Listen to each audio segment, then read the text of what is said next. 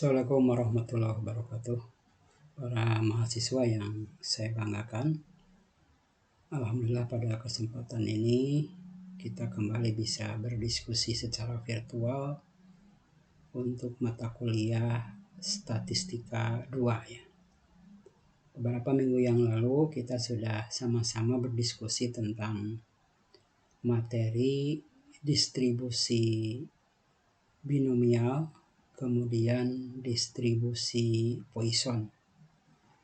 Nah, kita sudah bisa membedakan ya kapan suatu kasus atau fenomena kita selesaikan dengan distribusi binomial, kapan kita selesaikan dengan distribusi Poisson. Nah, pada kesempatan ini kita akan berdiskusi dengan tema yang lain, tapi masih terkait ya, masih berkaitan, masih berhubungan, yaitu tentang distribusi normal ya. Jadi ini distribusi yang ketiga yang kita diskusikan. Nah, apa itu distribusi normal? Kita lihat ke monitor. Ya, ini ya. Distribusi normal ya, atau normal distribution ya, normal distribution. Distribusi normal atau normal distribution itu sering juga disebut dengan distribusi Gauss ya. Kenapa disebut distribusi Gauss? Karena penemunya adalah Gauss ya, sehingga sering disebut juga dengan distribusi Gaussian. Nah, distribusi normal ini termasuk kelompok distribusi kontinu. Itu kan ya. Saya sudah pernah menyampaikan bahwa distribusi kan terbagi ke dalam dua kelompok besar, yaitu distribusi diskrit dan distribusi kontinu. Distribusi diskrit itu contohnya distribusi binomial, distribusi Poisson itu termasuk distribusi diskrit ya. Nah, distribusi normal yang kita diskusikan pada saat ini merupakan distribusi kontinu. Kenapa disebut distribusi kontinu? Karena kita berbicara variabel random kontinu. Anda sudah tahu bahwa variabel random kontinu berarti variabel tersebut merupakan variabel hasil pengukuran. Sedangkan variabel diskrit itu kan hasil perhitungan ya, jadi berbeda. Nah, contoh variabel random yang memiliki distribusi normal ya, atau yang bersifat kontinu, misalnya di sini Anda lihat pengukuran tinggi badan. Nah, ini tinggi badan. Tinggi badan merupakan variabel kontinu ya, karena hasil pengukuran. Termasuk misalnya juga berat badan ya, berat badan. Nah, kemudian bisa juga nilai begitu ya. Nah, ini termasuk adalah distribusi kontinu dan masuk ke dalam distribusi normal. Nah, distribusi normal ini merupakan distribusi yang paling sering digunakan ya dalam ilmu ekonomi ketimbang dua distribusi sebelumnya. Nah, kenapa? Karena ternyata distribusi normal ini bisa digunakan untuk mendeskripsikan berbagai fenomena alam. Bisa juga mendeskripsikan tentang industri, suatu industri, termasuk juga perdagangan, tingkat pendapatan masyarakat. Nah, itu bisa digunakan distribusi normal. Nah, seperti apa ciri-ciri distribusi normal? Seperti sebelumnya, distribusi Poisson, distribusi binomial mempunyai ciri-ciri. Maka distribusi normal pun mempunyai ciri-ciri. Apa cirinya? Kita lihat. Yang pertama adalah bahwa nilai peluang variabel random dalam distribusi normal dinyatakan dalam luas di bawah kurva berbentuk lonceng atau bell ya, bell shaped curve ya. Jadi suatu variabel random itu biasanya berbentuk kurva yang berbentuk lonceng gitu ya. Selanjutnya ciri yang kedua, yang ini, kurva maupun persamaan normal, maka dalam kurva itu akan melibatkan suatu nilai X ya, kemudian nilai mu rata-rata, dan nilai sigma atau simpangan baku gitu ya. Kemudian juga ada nilai min rata-rata dan median modus itu berimpit ya. Jadi kalau dalam kurva normal rata-rata, median dan modusnya berimpit. Selanjutnya bahwa keseluruhan kurva akan bernilai 1. Jadi total luas dari kurva itu akan 1 ya. Ini menggambarkan sifat peluang yang tidak pernah negatif dan maksimal bernilai 1. Nah, ini udah tahu ya bahwa peluang itu tidak akan negatif ya, paling tinggi 1 ya, karena peluang itu antara 0 dan 1, tidak ada peluang 2 ya, karena peluang itu dinyatakan dalam desimal atau persen. Jadi kalau 1 kan 100% ya. Berikutnya ya. Nah, ini contoh kurva yang berbentuk distribusi normal. Lihat ya, ini seperti lonceng ya, seperti bel. Nah, dilihat ya, bel ya, ini jangan ditafsirkan yang lain-lain ya. Seperti bel. Nah, kita lihat di sini. Nah, berbagai peristiwa alam, fenomena alam dan sebagainya ini bisa didekati dengan kurva ini gitu ya. Contoh misalnya begini, ini kurva. Ini kalau misalnya kita buat sumbu ya, supaya Anda membacanya gampang, ini sumbu, bentar. Ini misalnya ini sumbu Y-nya, ini sumbu X ya, ini Y. Nah, kalau misalnya Y itu adalah misalnya ya, Y ini adalah jumlah mahasiswa misalnya. Jumlah mahasiswa. Kemudian X-nya ini adalah tinggi badan misalnya ya. Ini tinggi badan. Nah, kita lihat ya, misalnya begini ya, cara membaca kurva normal itu. Ini ke sini tinggi badannya, ini berarti ke sini semakin tinggi ya, tinggi badannya. Ini adalah jumlah mahasiswa ya, kurvanya seperti ini. Kita lihat. Ketika di sini, maka tinggi badannya itu kan rendah ya, pendek ya di sini nih. Yang pendek ini kan sedikit jumlah mahasiswanya, gitu kan ya. Kemudian semakin tinggi, semakin banyak mahasiswanya, semakin tinggi, semakin banyak lagi. Tetapi ketika tingginya sudah berlebihan, maka jumlah mahasiswanya akan semakin sedikit lagi ya. Coba lihat di sini. Ini kan tinggi ya. Tapi ketika makin tinggi lagi, ini akan makin menurun jumlahnya ya. Ini lihat, ini akan semakin menurun kan jumlah mahasiswanya. Nah, ini artinya apa? Yang pendek ini akan sedikit. Yang tinggi itu juga sedikit. Maka umumnya kalau dikumpulkan mahasiswa misalnya lebih dari 100 orang atau lebih banyak lagi, itu lebih bagus, maka yang pendek itu akan sedikit di sini ya, di sebelah kiri. Yang paling tinggi pun akan sedikit. Biasanya orang berada di rata-rata ini, ya kan? Yang ada di sebelah sini. Nah, dengan demikian semua variabel yang berbentuk kontinu bisa didekati dengan kurva ini. Ya, contoh yang lain misalnya ya. Kalau sekarang yang X ini adalah nilai ya, bukan tinggi. Ini nilai mahasiswa ya, misalnya nilai apa, statistik misalnya. Ke atasnya tetap jumlah mahasiswa.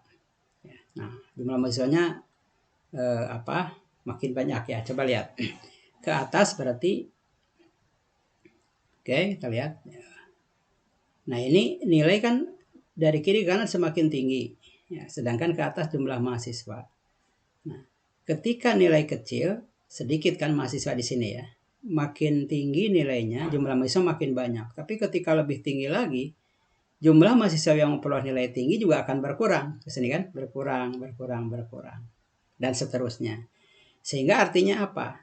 Kalau mahasiswa itu banyak, kemudian nilai itu dikumpulkan, maka mahasiswa yang nilainya kecil itu biasanya ya emang sedikit. Yang nilainya tinggi juga sedikit. Maka mahasiswa pada umumnya memperoleh nilai itu di sini kan ya, pada umumnya. Nah, jadi cara pembacaan kurva normal itu seperti itu. Dengan demikian, luas kurva tersebut yang diarsir ini bisa mencerminkan peluang suatu peristiwa, begitu ya. Nah, maka kemudian si Gauss tadi melakukan membuat rumus persamaan matematik seperti yang Anda lihat ini.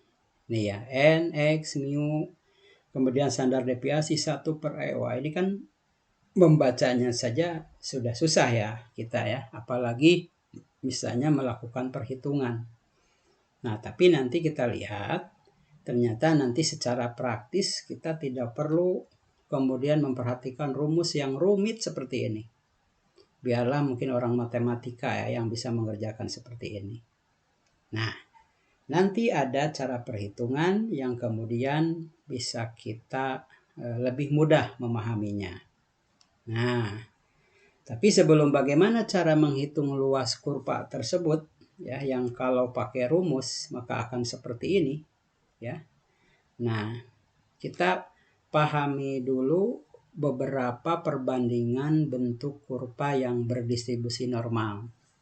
Nah, misalnya kalau ini ada dua kurva ya, kita lihat nih gambar yang pertama nih, gambar yang ini ya. Nah, ini ada dua kurva. Kurva ini lihat berimpit begini, tapi yang satu tinggi, yang satu pendek. Nah, ini artinya apa? Kan ini yang tengah ini kan rata-rata ya. Nah, lihat rata-rata. Berarti ini kurva yang gambar pertama, rata-ratanya sama, karena ini rata-ratanya nih. Ya.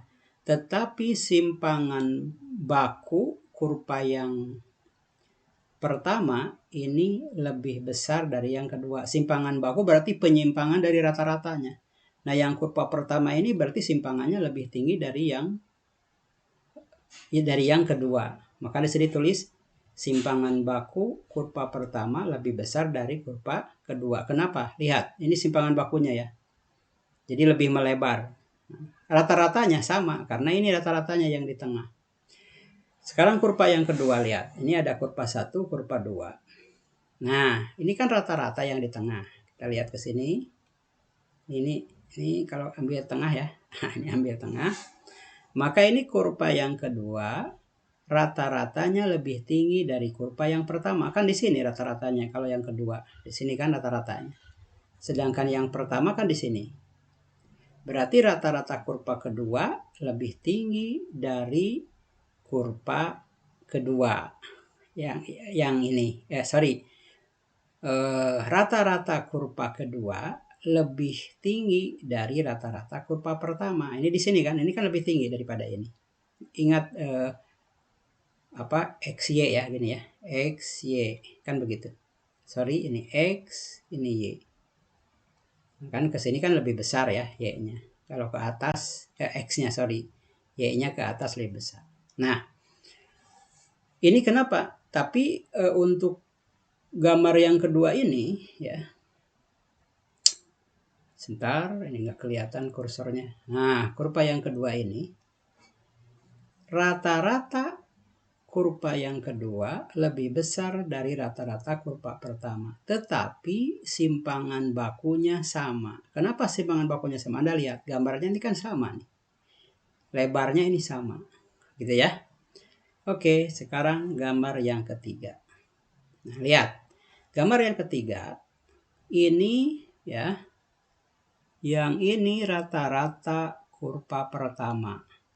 Kalau Anda tarik garis yang ini rata-rata kurva kedua. Kita lihat, berarti rata-rata kurva kedua lebih tinggi dari yang pertama. Simpangan bakunya pun lebih tinggi. Kenapa? Anda lihat kurva kedua lebih melebar ketimbang kurva yang pertama. Nah, jadi maksudnya adalah supaya Anda bisa membedakan antara rata-rata gambar dua kurva ya dengan simpangan bakunya. Jadi ini ada 3 contoh bentuk perbandingan dua buah kurva normal. Seperti itu ya. Baik. Setelah Anda memahami ya perbandingan antara rata-rata dan simpangan baku dari dua kurva yang berbentuk kurva normal, maka selanjutnya tadi saya sudah katakan bahwa luas kurva normal itu ya merupakan probabilitas atau probabilitas atau peluang random suatu peristiwa X adalah luas di bawah kurva normal yang dibatasi oleh X tersebut. Gitu kan ya. Jadi luas kurva normal itu merupakan peluang random suatu peristiwa X ya, yang mana sama saja dengan luas di bawah kurva normal yang dibatasi oleh X tersebut. Anda masih bingung? Nah, tetapi nanti berikutnya Anda akan paham. Nah ini, jadi setelah kita memahami ini ada batas, ini rata-rata suatu kurva ya, ini ada batas X1, X2. Maka kalau ini diarsir, nah ini adalah luas kurva ini. Luas kurva ini merupakan peluang peristiwa ya, peluang suatu peristiwa yang dibatasi oleh X1, X2. Jadi yang diarsir ini luas itu sama dengan peluang suatu peristiwa yang batas-batasnya sama. Tadi batas luasnya X1, X2. Ini peluangnya pun sama dibatasi oleh X1, X2. Nah, atau dibaca seperti ini ya. Probability, ini P di sini probabilitas ya, atau peluang peristiwa X1 lebih kecil dari X lebih kecil dari X2 sama dengan probabilitas variabel random X yang memiliki nilai antara X1 dan X2. Itu dibacanya ya. P di sini ingat ya, probabilitas atau peluang. Jadi probabilitasnya sama dengan luas di bawah kurva normal. Atau dengan kata lain, ketika Anda mencari luas kurva di bawah kurva normal ini, maka berarti itu Anda sedang mencari probabilitas variabel random suatu peristiwa, gitu ya.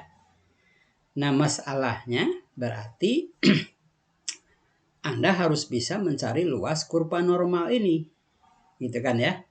Harus bisa mencari luas kurva normal ini. Nah, bagaimana caranya? Maka untuk mencari luas kurva normal, wah ini Anda lihat tadi yang sudah saya sampaikan. Maka Anda harus pandai menggunakan rumus ini. Yang ini. Ya. Bayangkan ya, menggunakan rumus seperti itu. Membacanya saja kita sudah bingung ya, apalagi menghitungnya. Walaupun misalnya pakai kalkulator atau komputer gitu kan ya, kalau tidak paham ya susah. Lihat, tentu akan sulit dan lama. Ya, di samping sulit gitu ya, ada lagi lama gitu. Sudah sulit, lama. Udah bingung. Nah, jangan khawatir, untuk Anda orang ekonomi maka tidak perlu kemudian menghitung rumus ya yang rumit seperti itu. Maka untuk mempermudah perhitungan dilakukanlah proses transformasi, yaitu memetakan distribusi normal menjadi distribusi normal standar. Jadi dibuatlah distribusi normal yang standar supaya nanti kemudian Anda bisa menghitung luas kurva sekaligus berarti Anda bisa menghitung probabilitas yang asalnya harus menggunakan rumus ini. Sekarang tidak perlu, hanya pakai ini saja. Bagaimana mentransformasikannya? Maka gunakanlah transformasi Z seperti ini. Z sama dengan X min mu X, nilai nanti yang sudah diketahui ya. Kemudian mu, ini rata-ratanya, ini simpangan bakunya. Nah, setelah dipetakan maka kemudian yang asalnya X1 dan X2 itu dicari saja Z1, Z2 begitu. Jadi X-nya ditransformasikan menjadi standar yaitu Z1 dan Z2. Setelah nanti Z1 dan Z2 diketahui, maka tinggal nanti disiapkan tabelnya. Dan dengan melihat tabel tersebut, kemudian Anda bisa menghitung luas kurva. Sekaligus Anda nanti bisa menghitung probabilitas variabel suatu peristiwa. Begitu. Nah, lihat. Yang asalnya X1, X2 dirubah menjadi Z1, Z2. Di mana Z1, Z2 ini sudah standar, sehingga nanti Anda tinggal menghitung luas tanpa harus menggunakan rumus yang tadi, tapi cukup nanti dengan melihat tabel yang hasil transformasi tadi. Ya. Nah, maka coba kita sekarang ilustrasikan bagaimana menentukan luas di bawah kurva normal, atau dengan kata lain menghitung probabilitas. Waduh, ini probabilitas ya. Ini salah menulis nih. Ini probabi. Jadi ininya tidak ada nih. Probabilitas untuk berbagai kondisi dengan menggunakan tabel kurva distribusi normal standar. Nah, beberapa minggu lalu saya sudah di samping ya menyampaikan materi ini, filenya juga saya sudah memberikan tabel ya distribusi normal. Masih ingat kan ya, ada tabel di situ. Nah, bagaimana menggunakan tabel tersebut untuk menghitung luas di bawah kurva normal. Nah, maka untuk ilustrasinya saya bedakan di file yang lain ya. Di file yang lain saya pakai Excel misalnya. Nah, ini tabel distribusi normal ya. Coba sebelum ke kasus Anda lihat dulu ya. Sekali lagi, ini file tabel ini sudah saya bagikan, sudah di-share ya. Ini lihat di sini Z. Jadi kalau Z-nya sudah diketahui, ini Z baca ke bawah 0,0, 0,1. Ini ada Z yang mendatar ini ya. Ini baris, ini kolom. Jadi cara pembacaannya misalnya ini 0,000, berarti luasnya ini. 0,01 berarti luasnya ini. 0,02 berarti luasnya ini. 0,03 berarti luasnya 0,0120. Itu cara membacanya ya. Jadi ditarik ya, misalnya begini. Sudah diketahui Z misalnya ya, misalnya gini. Z diketahui misalnya 1,56. Berapakah luas Z ini? Gitu ya. Nah, misalnya ini Z1 ya. Misalnya ini Z1. 1,56 berarti Anda cari di sini 1,5. Nah, ini saya 1,5. Kemudian cari 6. 6 di sini. Lurus dengan 1,5. Nah, ini. Berarti hasilnya berapa? 0,4 berapa nih?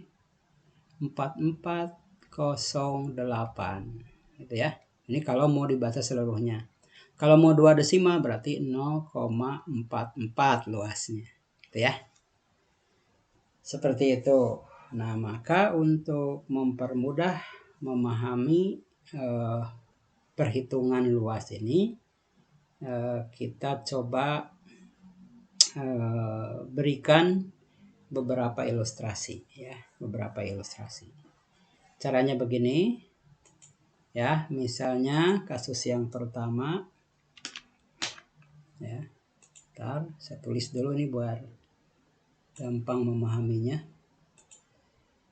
Tulis dulu di sini buat berapa ya? Font 16 saja supaya terbaca. Nah, misalnya ya, tentukan luas kurva normal mulai Z0 ya, mulai Z0 sampai Z hingga. Nah, misalnya kita dulu ya yang pertama. Berarti Anda pahami dulu bentuk kurva normal tadi. Ini tentukan luas kurva normal mulai Z0 sampai Z hingga. Nah, bentuk kurva normal tadi Anda sudah tahu ya. Seperti ini kan. Ini gambaran kasarnya aja ya, supaya cepat. Misalnya ini. Terus kurang bagus sebentar nih. Ini agak susah pakai pen ya. Kayaknya ini gini dulu supaya gampang. Ini anggap lurus ya, anggap lurus. Nah, maka iya seperti itulah. Masih kurang bagus, ulangi lagi. Ulangi. Set. Nah, agak bagus nih. Set. Iya. Ah.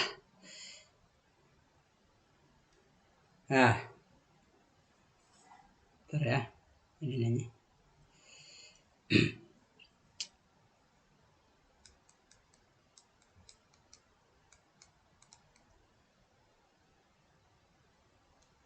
Waduh. Ulangi lagi lah. Oke, kita ulangi. Harusnya ini bagus ya, karena ini pakai pen agak kesulitan saya. Nah, ini tengah nih. Masih kurang bagus. Tengahnya. Nah, itulah. Ya. Ini garis bawahnya. Set. Nah, ini adalah Z0. Yang paling kanan ini Z hingga positif ke kanan. Yang ini Z hingga negatif. Begitu. Atau ini plus lah di sini ya. Ini plus. Ya. Oke, bacanya gini. Ini adalah tabel kurva normal yang bentuknya yang bagus tadi ya, gambar yang tadi. Ini saya agak susah nih. Nah, maka yang tengah ini adalah Z0. Ke sebelah kanan ini plus Z hingga, ke sebelah kiri Z negatif. Sebetulnya ini hanya untuk mempermudah pembacaannya saja, karena luas itu tidak ada yang negatif ya. Tetapi nanti walaupun negatif sebetulnya dibacanya ini positif ya. Tadi ini ditanyakan tentukan luas kurva normal mulai Z0 sampai hingga. Berarti Z0 sampai Z hingga, ini hingga positif ya. Oke lah, saya ini supaya jelas. Sampai hingga positif. Nah, sampai hingga positif. Berarti yang mana luasnya? Berarti dari Z0 sampai ini ya. Saya arsir nih, ini arsir ya ceritanya ya. Nah, ini. Berarti yang ini luas yang ini berapa begitu.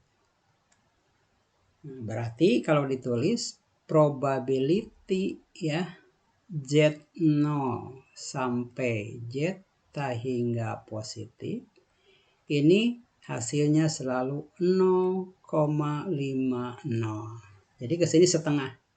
Atau kalau pakai persen kan 50% ya. Nah, sekali lagi ini yang diarsir ini luas dari Z0 sampai Z hingga. Berarti 0,5. Karena ini selalu setengahnya. Ya, karena ini kan bel ya. Jadi sama ya, kiri dan kanan sama. Berarti kalau nomor 2 misalnya ya. Ini nomor 2, kasus yang nomor 2. Ini nomor 1 sudah terjawab ya. Tentukan misalnya untuk C, saya simpan di sini. Tentukan luas menjadi Z0 sampai hingga negatif. Sampai hingga negatif. Nah, negatif. Nah, paksa nih saya buat lagi ya. Nah, anggap saja ini bagus ya. Oke, ini garis. Ini garis tengahnya. Aduh. Agak susah juga nih.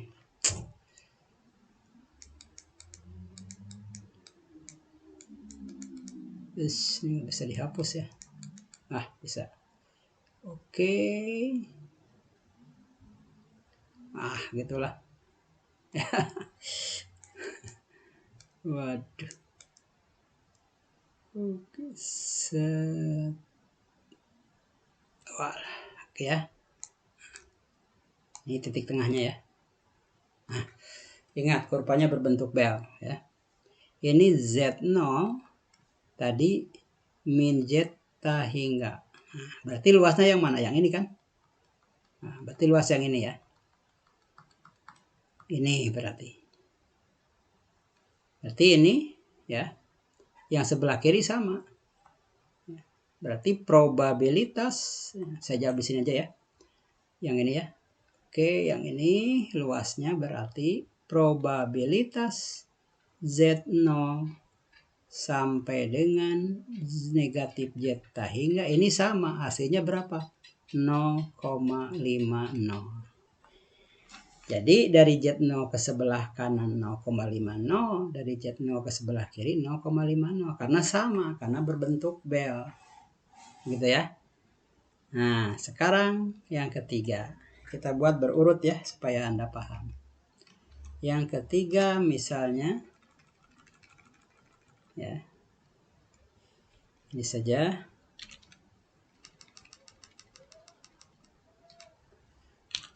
Nah, ketiga, tentukan luas kurva normal mulai ya, mulai